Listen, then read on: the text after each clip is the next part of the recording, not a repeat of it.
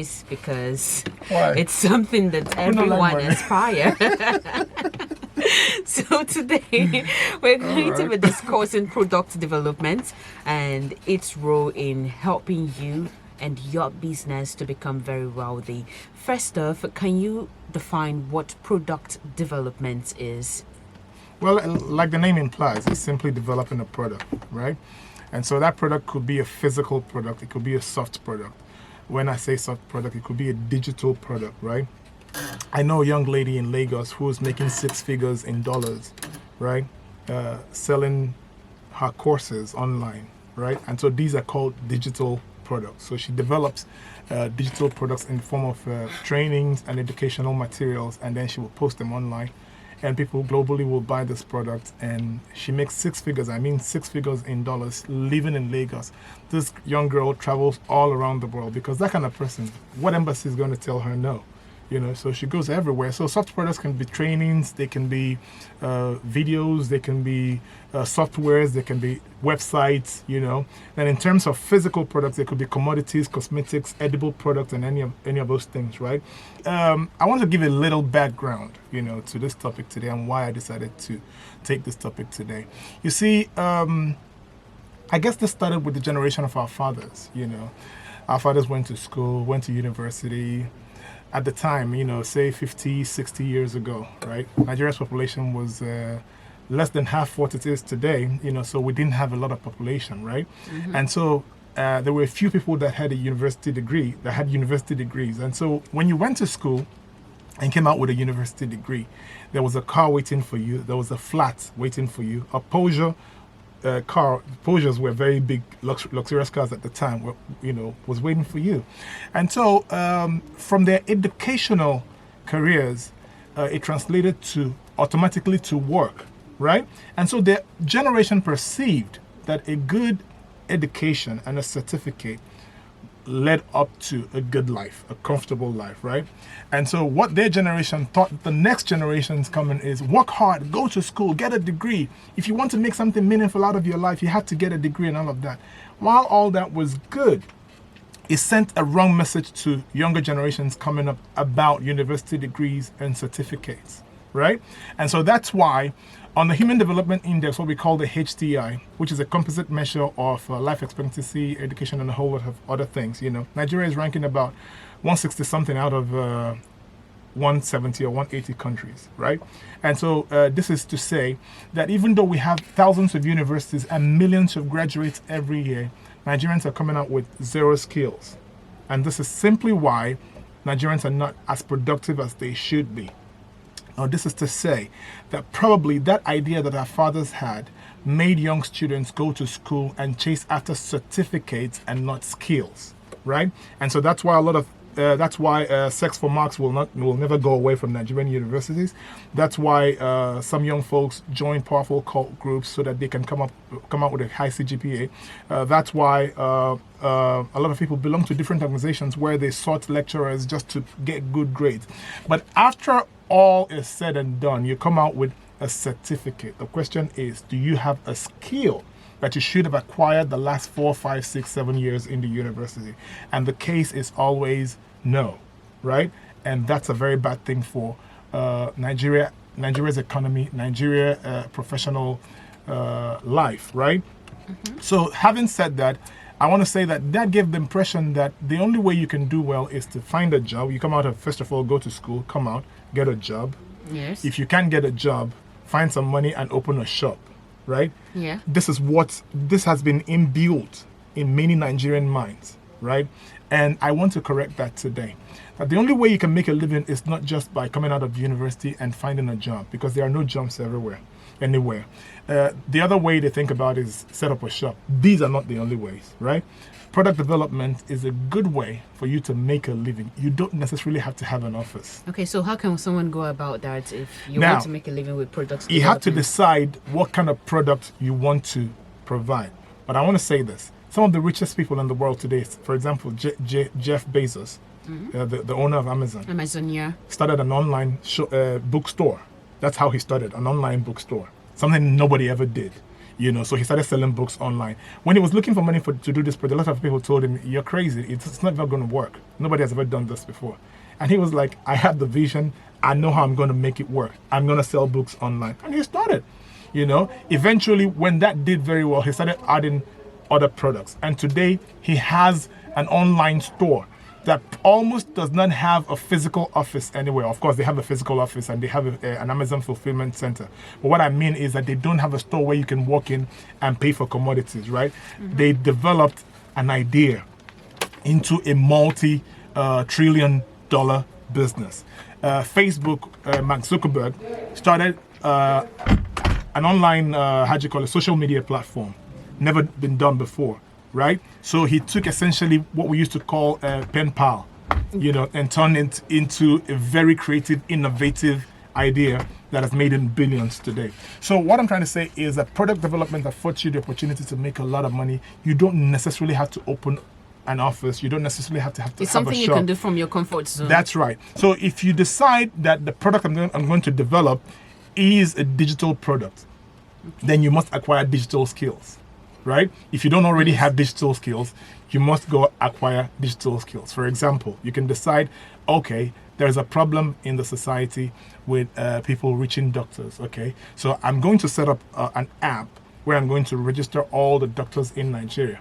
And so that if you want a doctor, you go to this app. Mm-hmm. First of all, you have to identify a problem, because this is what all these wealthy people did. Yes. They identified problems and proffered solutions. Now, that is the quickest way to make money. But you see, young people in Nigeria are not thinking about problem solving. They're just following the status quo. Status quo. This guy opens a boutique, I open a boutique. This guy opens a restaurant, I open a restaurant. That reminds me of what you said one certain time, that we're all copycats in this country. That's right. Nigerians are very copycatish. Yeah, once you start a business and you're able to pack an SUV in front of that business, happening, forget it. Everybody wants to do that business. Start copying it. So you forget that when you copy and you do it, then you see thousands of people doing the same thing. It cuts down on your customer base, because there is very steep competition now. Mm-hmm. But you need to go into areas where actually good businesses are businesses where the entry requirements are very hard. So that means not everybody can go in there. So starting a digital product is a good business, because not everybody can code. Not everybody can do a website. Not everybody can build an app. So the first thing is to identify a problem in your society and begin to proffer the solutions. Right? And so it could be anything. It could be the water problem we have in Enugu. Imagine you come up with an idea right now that's going to solve the water problem in Enugu. Okay. Enugu state government will come after you.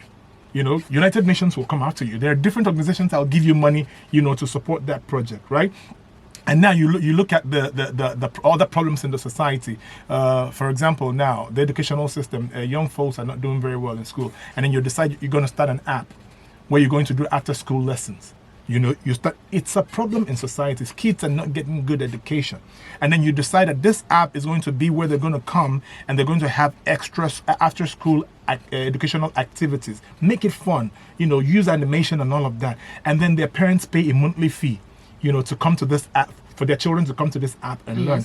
You've just provided a solution to a problem, and it eventually translates into money, right? So if you decide it's going to be a digital thing, go learn how to code, go learn how to build an app or a website, and then sit on your computer in your house and begin to develop different websites. You may give it a shot. You may do the first one and it's not successful. You do the second one and it's not successful. Facebook wasn't the first project that Mark Zuckerberg did. Yes, a lot of other ones failed. People didn't even buy the idea. Yeah, a lot of people didn't believe in Facebook at first, right? And so it's the same thing with the crypto, right? The guy that started the crypto thing, the cryptocurrency, people thought he was crazy, and people were like, "What are you doing? What is the meaning of this thing?"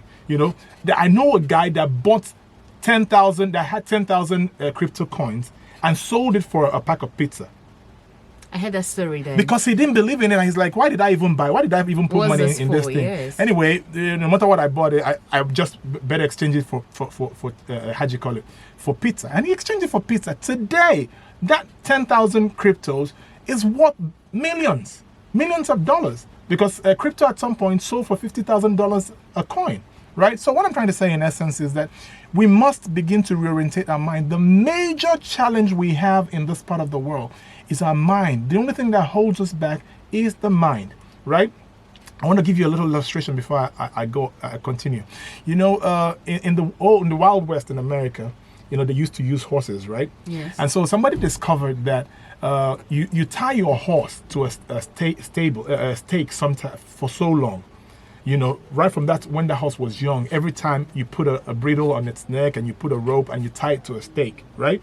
And you've done this over time. They did this over time with those horses.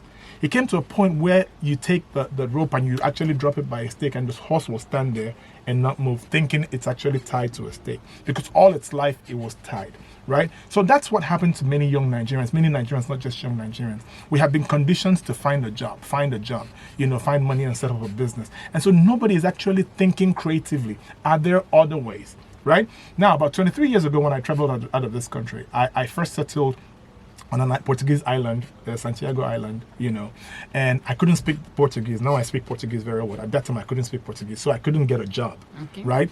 How could you get a job in a country where you couldn't communicate with them? And yeah, some people speak French and English, but I mean, in the workplace, you needed to speak Portuguese. But I needed to pay my rent. I needed to feed, right? So how did you do it? And that was when I discovered the true meaning of necessity is the mother of invention. I've always been a creative person. And so I asked myself, I need to survive. On the 5th of every month, I need to pay my rent. I need to feed. So what do I do? So I decided to start producing things with my hands. I went to a glass store, bought some glass, went to a wood store, bought some wood, took it to a carpenter, designed, some bays and, bought some materials and came together and started building beautiful water pots for plants that had a wooden base and some glass pot, and then you put some beautiful light in it, And then I started showcasing that. Yeah, I started showcasing that. And before you knew it, my first clients were the Portuguese organization. Yes. Some white people. They saw it, they loved it, and they paid me money for it. And then the business started right from there. But you see, the point is, if I was waiting till the day I find a job, I probably would have been dead by now. So what I'm trying to say, in essence, you have to find solutions for problems in your society, and there are so many problems. Now, let's go into food processing, for example. Now, our forefathers ate egusi soup, and the same way they ate egusi soup is the same way we're eating egusi soup today. The same way of go to the market, buy egusi, peel the egusi, then pound it or blend it or grind it, and then use it to cook soup. Somebody can decide today, okay, let's innovate this egusi thing or bono or whatever. Let's make it into a packaged product or a bottled product. Some people that is ready to use. Yes, ready to use. Okay, I haven't seen ogbono ready to use or egusi ready to use. But okay, maybe you have your. There are other products too. Okay, there are other products. Yes. So somebody also made ogiliope into a packaged sachets now. So imagine that ogiliope is hard to pack across any international airports because of the smell. You take ogiliope to London, and when you get to the airport, they seize it, right? Now, somebody decided, okay, this is traditional to us. We love it. No matter where we live in the world, we still have to eat ogiliope. And so this guy decided to make ogiliope into sachets. So now these sachets can easily cross the border or cross the airport without any problems. You don't perceive any smell. So you can do that with ogbono. You can do it with egusi. You can do it with any snacks, local snacks we have, right? Somebody decided to make our abacha into chips, cassava into chips. Yes. And today our cassava chips are selling in Germany. Yeah. And other countries of the world. The palm kernel. Yeah. Whether it's been processed, so you could take it out there and make your banga. Absolutely, exactly. Then I saw another one. I wouldn't call the name. A lady decided to prepare. The thing that the liquid pulp that you make out of palm nuts, yes, that you use to make banga soup and then the ofaku, right? She decided to make it and put them in sachets, so ready to go. You don't need to go to the market anymore to buy aku. Because there are people that a lot of people don't have time, and then you lose this kinds of customer base if you insist that it has to be the same process. Then they don't get to eat banga or faku. And there are thousands of people like that. And so she decided to make it into a finished product, beautifully packaged. And so all you need to do is buy that from the store and go put it in your pot. And then a few minutes later, you have banga soup or faku. So what I'm trying to say in essence is that product development is essential in today's Nigeria, today's Nigerian economy, right? We need to change our mindset from that idea of it must be a job. Get or it money must immediately. be it have must the be a problem-solving business. mindset. Now, everybody's crying about multiple taxation in Enugu State, right? Okay, what was it this time? Yeah, so why must you open a store? Now, the chances of any store in Enugu right now succeeding is very slim. The reason is this: like I always said, Nigerians are not earning enough money, and so Nigerians are not really spending.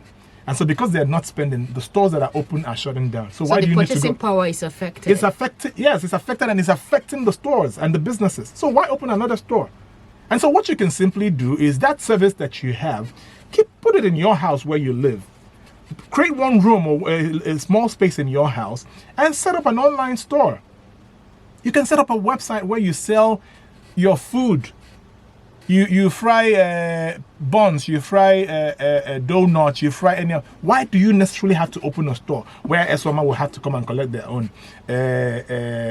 I saw some people in uniform recently, and I asked them who they are. They said they are from the Enugu Revenue Services, and so they have a new uniform now. And they're going. But the government still need this money to. I agree, but I'm saying that is actually affecting a lot of businesses. Yes. This is part of why most businesses fail before they turn 1 year, right? And so until you make it, you don't need anything depleting your funds. So you can start a business in your house and make it an online store. You fry that thing that you rented a store for, or that thing you opened a restaurant for, cook it in your house, put it online, but invest that money you would have put into rentals. Put it in promoting into online marketing. That's right, online marketing. Mm-hmm. Promote your business. Do that business from the house. Promote it online. Massively promote it through social and digital marketing. You can sell perfumes from your house. I know a girl that lives in Bonny Island, but she has clients all over Nigeria now. Yes. Right? What she's simply doing is selling perfumes from her house, right? And she has customer base all over Nigeria, and she's selling online. So what I'm trying to say in essence is that we have to like break this thing that's holding our minds down and become very creative. Look around in the society, look for problems that you can solve. A young man in Ghana discovered a way to make interlocking tiles with plastics, these plastics that we throw away. Yes. He picks it up, mixes it with some sand, boils it, melts it and mixes it with some other substances that are picked up everywhere in nature and makes them into interlocking tiles. And these are stronger than the cement interlocking tiles that you have, And the Ghanaian government was so amazed and, started looking for ways to support him. Now it's a big business that he started, but that's his innovation, So I'm trying to say in essence that product development is needed in today's Nigerian economy, right? And young people must become creative. Think problems. Problems Think are out big. of the box. That's right. Problems are big money. Every millionaire, every billionaire you have in the world today solved a problem. So ask yourself, what problem can I solve today? There are so many problems in our society. How can you even identify problems to solve? I know one of it is looking within your environment, and the other way is the thing that you're having difficulty with. Mm-hmm. Millions of other people are having difficulties with it. Okay, so if you can solve that problem for yourself, you can solve that. You can actually sell it to a whole lot of other people. Right? So really, how'd you say it? Problems are big business, and finding solution translates to making a lot of millions. If you can actually find a credible solution for a serious problem. Okay, this is still Urban Marketplace, and today we are saying that you should embrace a problem-solving mindset. Do not just relax there and do the ordinary. Try and do the extraordinary. That's right. Think about adding value, making impact. Someone said it doesn't end at you being successful. That's right. It should be extended to you being impactful in your immediate and extended environment. All right, it's an amazing session. Discussing product development. When people hear this word product development, they usually get confused. What's product development? I hope that with everything that Mr. Tony has explained this morning, you were able to understand in full detail what exactly is product development and how you can go about it. I wanted to add, you see, one day I was coming back from church and I started thinking, if I get home now, I'm going to need to get some hot water to do some things, make some food or hot water to take a bath and all of that. And I started thinking, what if somebody can actually create a technology, some kind of kettle? I'm just trying to give you ideas of how your thoughts can be developed into multi-million or multi-billion-dollar businesses. And so I started thinking, what if I developed a kettle, an electric kettle, that is actually plugged to electric, but that has a surge protection, so that even when you're not home and there's some kind of surge, it cuts off and it won't light up on fire. And then the minute I come out of work, out of church, and I know once I come home I'm going to need hot water. And so instead of coming home and starting to boil, I'll call the kettle. Yeah. It's very possible. Yeah, it's very possible. Yeah, I call the it's kettle. very possible. You know, with technology today, yeah, there's something they call the possible. Internet of Things, and so that allows you to connect the internet to anything, your fridge, whatever. You can call your fridge Yeah, just the way you from would miles call away. Siri and the rest. And That's go, "Oh, right. Siri, do So this, it's a that." technology called the Internet of Things. So you can use the Internet of Things technology for a whole lot of things. I'm just trying to give you, listening to me, an idea. It's not just about here.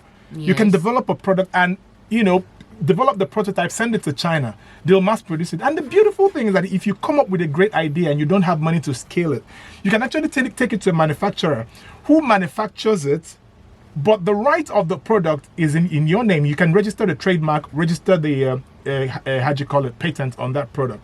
Then lease out that patent to a manufacturer who manufactures the product and pays you a certain amount of money on every product manufactured and sold in perpetuity.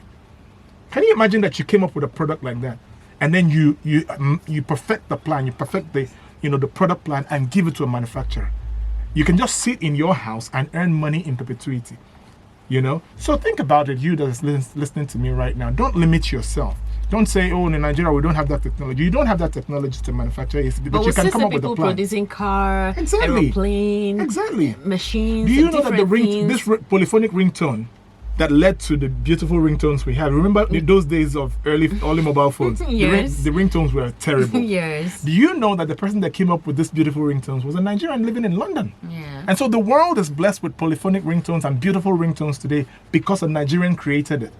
So you could be one of those Nigerians who Even have if you developed. don't have the finances to That's right. support it. There are two brands I can't help but call these brands. One is Andela and the other one is Flutterwave. Right? Yeah. This is a young man, a young Nigerian that developed this, and these are the two unicorns we have in Nigeria today. Unicorns are businesses that have attracted over $1 billion investment.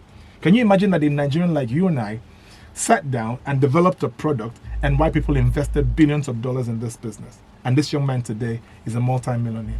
You could be that Nigerian, but you had to put your mind to work. And that's what I'm trying to say in essence. All right. In summary, do not limit yourself.